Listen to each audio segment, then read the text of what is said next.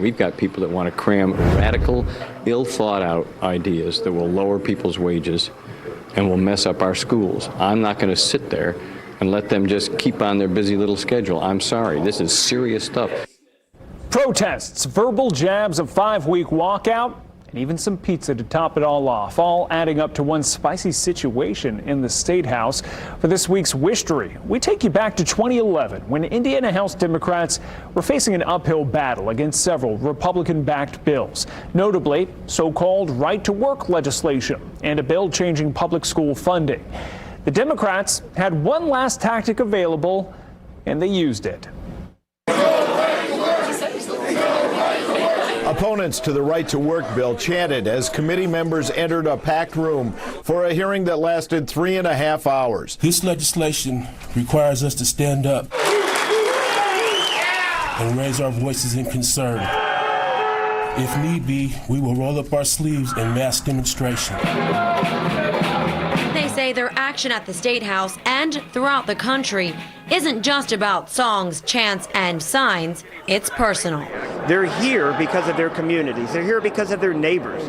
They're here to make this point be known. It was obviously unusual and historic circumstance. We went through weeks of no action at the State House, and yet you had to be there and do a story about what didn't happen every day. It sees right to work as a way to break unions. But on this committee and in the legislature, the Republicans are now the majority, and the Chamber of Commerce helped them acquire that status. When I saw them last at 9 o'clock this morning, everyone was together. We are united. I was at the State House for that. I didn't go to Illinois. Somebody from the assignment desk took a phone call from Jim Shella, and they hung up and they just kind of yelled out to the newsroom, "Hey, Shella says that the Democrats aren't at the State House. They never showed up." And what?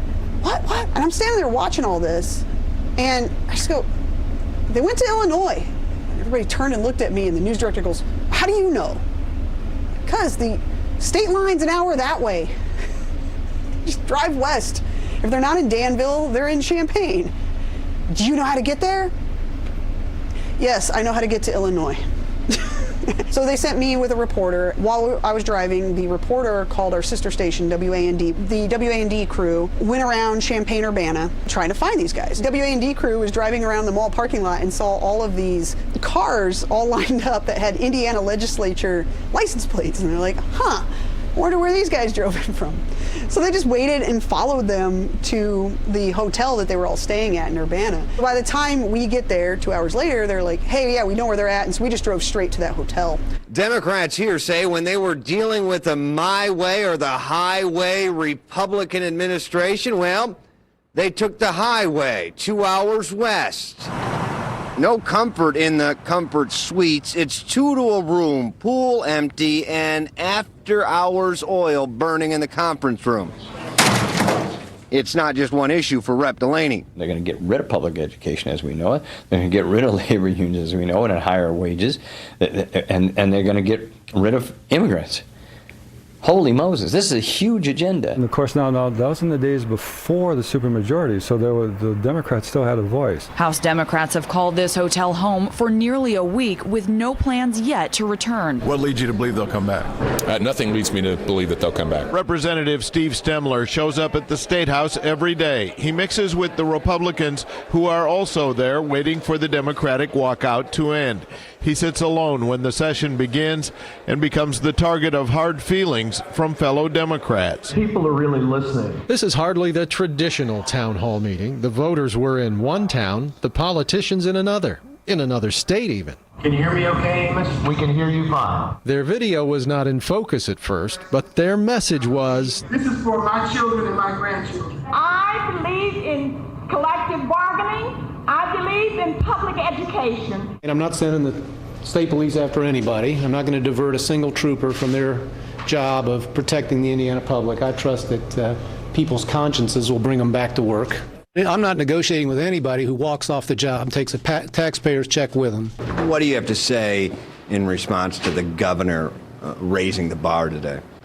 I know he's under a lot of pain with that shoulder problem, and he might have had a Red Bull, too many. If Governor Daniels has said that he won't send state troopers here to pick you up, why stay here in Illinois? Why not go back to Indiana? Well, People do change their mind, and the rules are what they are. That's why we're here. While Republicans say right to work is off the table, Democrats say another union buster is surely waiting. That said, I'm glad the public is talking about these things. I remember them coming in, Pat Bauer, the leader, getting out of his car outside the south side doors. I was right there to greet him and backpedaled up the steps, cut my shot, took off up the steps, got to the top of the steps, caught him coming up the steps, caught him going into the meeting room where they were going to be at. And by the time that happened, which was probably about a 4 or 5 minute time frame, that's when I took a breath. Yeah, I was like, okay, calm. I didn't have to do legs for a couple of days at the gym. Roll call shows 98 members present. The chair declares a quorum. Those are the words that ended the 36-day walkout by House Democrats. The reception from Republicans was lukewarm. Would like to welcome all of our members back. In the end, the Democrats won concessions on no more than 5 bills, and the Republican House Speaker declared that public pressure brought them back. Neither side got what they really wanted, but we got what we needed. Republicans ordered pizza to ensure that members of both parties would go to work on the list of bills that has been in limbo for 5 weeks. For all the drama in 2011, right to work did pass the State House and became law the next year in 2012. That year, Indiana Democrats also lost enough seats to give Republicans a supermajority in both chambers, a status they've held ever since. To dive into our 70th anniversary WISHstories, including more of our reporting from 2011, scan the QR code on your screen. Our anniversary series continues throughout the year.